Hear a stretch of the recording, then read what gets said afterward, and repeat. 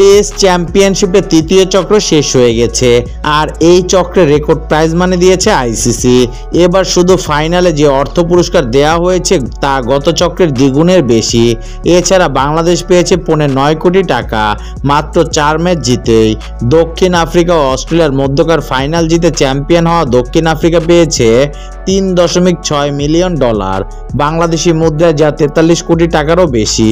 গতবারের champion Australia দ্বিতীয় চক্রে এবং প্রথম চক্রের চ্যাম্পিয়ন নিউজিল্যান্ড শিরোপা জিতে এর অর্ধেক প্রাইজ মানি পেয়েছিল।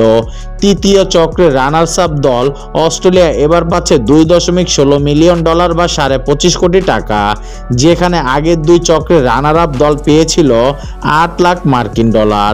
আগের দুই আসরে চ্যাম্পিয়ন দল যে অর্থ পেয়েছিল এবার রানার আপ দল পাবে এর চেয়েও $1 মিলিয়ন বেশি, অর্থাৎ রানার আপ হয়েও গত চক্রের চেয়ে বেশি টাকা পেয়েছে অস্ট্রেলিয়া।